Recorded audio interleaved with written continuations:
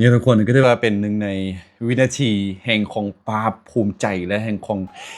พูดอย่างบอกบ่ถึงนะครับของปาปลื้มใจที่สุดเนาะระหว่างทาง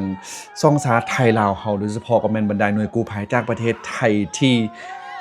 ในช่วงวินาทีที่เพิ่นได้มีการค้นพบเห็นผู้ที่ติดถ้ำทั้งหมด7คนแต่ว่าความดีใจนั้น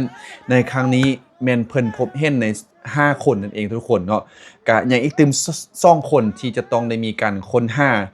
บอกเลยว่าเป็นช่วงวินาทีแห่งประวัติศาสตร์ช่วงวินาทีที่หลายคนรอคอยและเป็นวินาทีที่เฮ็ดให้หลายคนนี้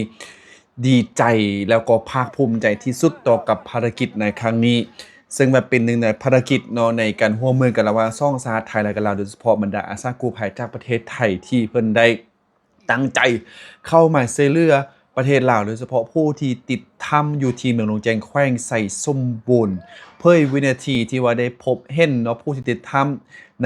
ในขณะนี้ถึงแม้ว่าจะพบเห็น5คนแต่ยังอีกตึม2คน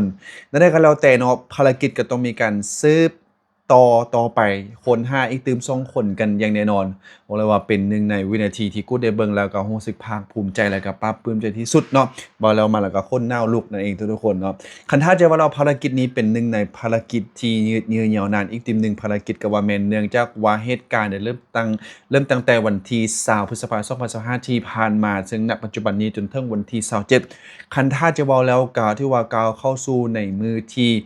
8กันนั่นเองนะทุกคนเนาะอยู่ในอาทิตย์กว่าๆซึ่งผลปรากฏว่าเนาะการ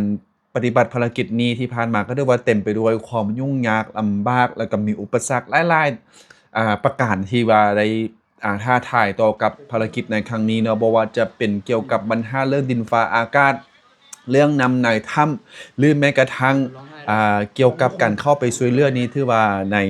ถ้ำเป็นเขตที่ว่ามีอุปสรรคหลายเพราะว่าทางลงถ้ำมันก็คับแคบแต่สิ่งที่พิสูจน์ให้คนลาวได้เห็นหรือว่าทางคนไทยได้เห็นกันพร้อมกับทางทั่วโลกเนาะเพราะว่าเป็นข่าวที่โด่งดังไปทั่วโลกกันเลยสำหรับข่าวนี้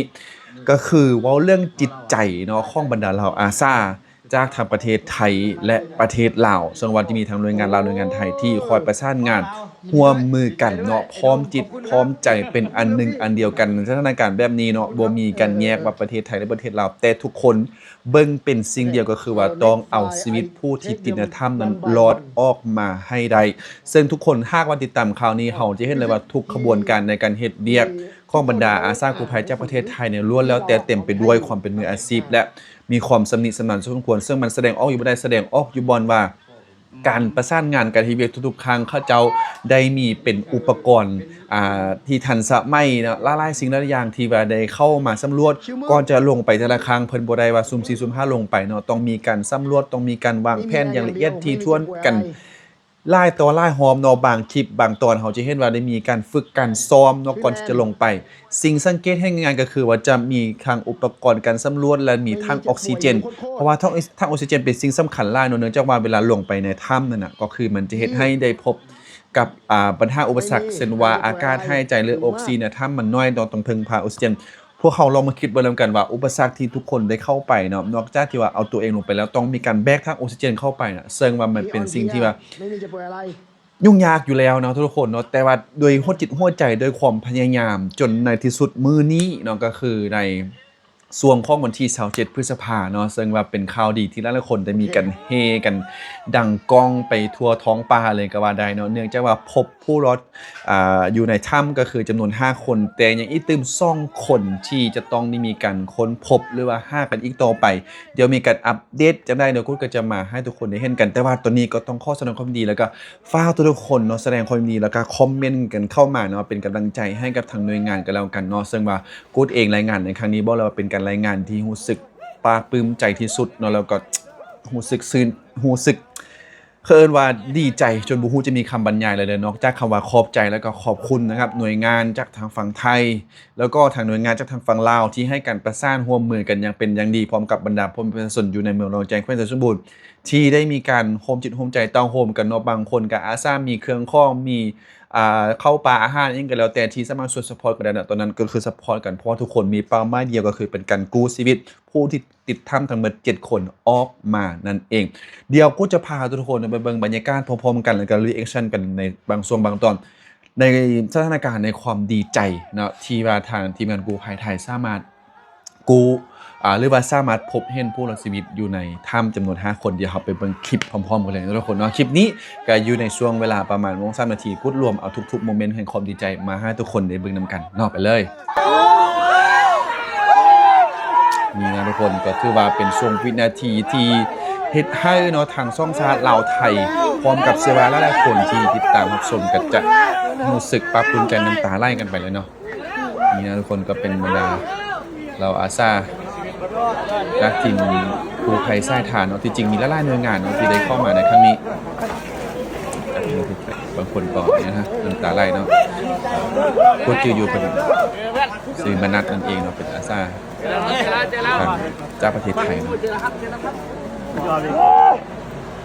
แล้วก็มีอีกทีมมุมนี้ทุกคนโอ้ยทุกคนเฮกันดีใจหลันปลาเนาะเป็นวินาทีที่แบบสุดที่จะบรรยายเนาะความดีใจที่หลายๆคนลุกคือเขาจะเห็นเนาะอุปสรรคหลายๆอย่างกู้ภัยของไทยก็ซ่องทานเพิ่นกับโดยความเมื่อยล้าเนาะนี่นะทุกคนนะดีใจกูก็ดีใจกูก็ดีใจนี่นะทุกคนนาทีประวัติศาสตร์เนาะวินาทีประวัติศาสตร์ที่บ่เคยเกิดขึ้นเนาะว่าแสดงความยินดีกับครอบครัวทุกทีมงานโอ้ดีใจนะยินดีนำครอบครัวของผู้ที่ติดอยู่ในถ้ำเนาะคือสิโลงอกโลงใจกันไล่พอสมควรเนาะนี่นะโอเคครับตอนนี้เนี่ยเป็นเวทีอยู่ในถ้ำเนาะทุกคนมิโกะนะครับได้มาเจอ5คนลาวแล้วนะครับทุกคนปลอดภัยดีนะครับเดี๋ยวเราจะทำการช่วยเหลือต่อไปนะครับนี่เยอะมีคนร้องไห้ด้วยร้องทุกคนใช่ไหมเนี่ยมีคนให้เนาะมีคนร้องไห้ด้วยนะครับเพราะว่านี่แหละมืออดอาหารอยู่ในถ้ำมันคือชีหน้าแห้งเนาะทุกคนหน้าต้องอดข้าวอดน้ำเป็นอาทิตย์เนาะนี่พอนะเราที่ว่าเป็นการค้นพบ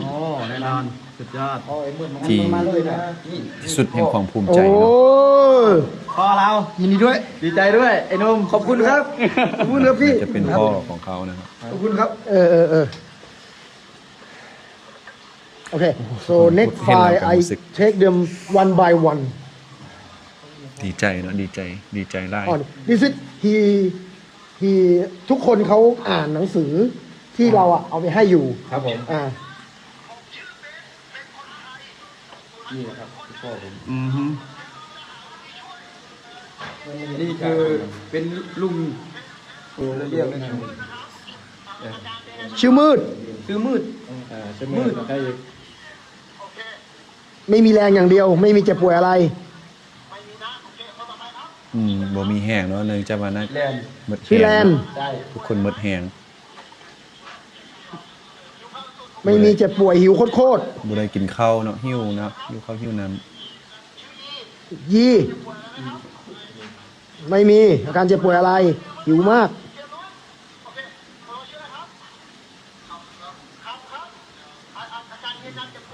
นะทุกคนบ่มีอาการเจ็บป่วยนะหลักส่วนใหญ่ก็จะมีแต่หิวข้าวเนาะหิวข้าวหิวน้ำเพราะว่า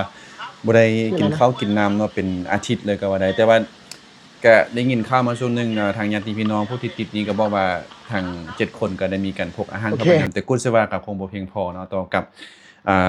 การอยู่แบบนี้นั่นเองนะทุกคนนี่แหละก็ถือว่าเป็นสิ่งที่ภาคภูมิใจล่าทุกคนแล้วสิ่งที่มีที่ก็ยอมรับเลยก็คือว่าเรื่องความการวางแผนที่ดีเนาะของบรรดาหน่วยกู้ภัยเนาะทางลาวเองคือเฮาจะเห็นเนาะก็คือเป็นการประสานงานหลายอย่างบ่ว่าเรื่องอินเทอร์เน็ตเนาะทางประเทศลาว หน่วยงานลาวโดยเฉพาะแม่นลาวโทรคมนี่ก็ได้มีการไปบริการอินเทอร์เน็ตเทิงที่เพื่อสร้างความสะดวกสบายในการส่งสัญญาณเนาะในการเข้าไปสำรวจถ้ำอิหยังต่างๆอันนี้เฮ็ดให้การเฮ็ดเวียกก็ถือว่าเต็มประสิทธิภาพหลายขึ้นนั่นเองเนาะซึ่งว่าเราก็จะได้เห็นการเทสสัญญาณที่ผ่านมาของเพิ่นเนาะแล้วก็เทคโนโลยีที่มีความทันสมัยหลายเนาะบวกกับนักดำน้ำมิโกะที่ว่าเพิ่นมีความชำนาญในการที่เคยช่วยเหลือโดยเฉพาะก็แม่นทีมหมู่ป่าเนาะ13คนที่ว่าได้มีการติดถ้ำณตอนนั้นก็ถือว่าได้เข้ามามีส่วนช่วยหลายในการวางแผนแล้วก็เฮ็ดให้การเฮ็ดเวียกในครั้งนี้ออกมาได้เต็มที่แล้วก็ถือว่านอกจากนั้นก็ยังเป็นการประสานงานแล้วก็ต้องขอชมเชยมาทางครับทางเจ้าแขวงทางไสสมบูรณ์เนาะที่มีการตัดสินใจอย่างเด็ดเดี่ยวแล้วก็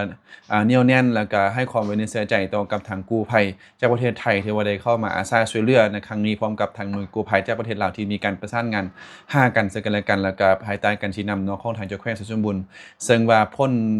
ลัพธ์หรือว่าผลงานที่ออกมาในครั้งนี้กูเลยว่าสำหรับกูเนาะก็คือว่าเป็นนาทีประวัติศาสตร์และควรเป็นสิ่งที่ต้องได้จารึกไว้ทางช่องแผ่นดินทั้งไทยแล้วก็ลาวโดยเฉพาะก็เป็นผู้ที่เป็นฮีโร่ในครั้งนี้ที่เป็นการช่วยเหลือชีวิตทาง5คนแล้วก็7คนในครั้งนี้เนาะซึ่งว่าในต่อไปพวกเขาก็ต้องมีการติดตามข่าวต่อไปอีกตื่ม2คนว่าจะเป็นไปได้เนาะรอถ้าอัปเดตข่าวๆกันแล้วกันทุกคนเนาะสำหรับท่านได้ทีแบ็กเข้ามาในครั้งนี้ก็ฝากทุกคนเป็นกำลังใจในการภารกิจในครั้งนี้เนาะครับประวัติศาสตร์จะจดจำไว้เนาะที่แผ่นดินทั้งไทยแล้วก็ลาวนั่นเองเนาะสำหรับการกู้ภัยในครั้งนี้สำหรับคลิปนี้จบเพียงเท่านี้ทุกคนขอบคุณทุกคนที่เข้ามาติดตามรับชมช่องกูดเนาะสำหรับวันนี้ขอลาไปก่อนเนาะสบายดีสวัสดีครับ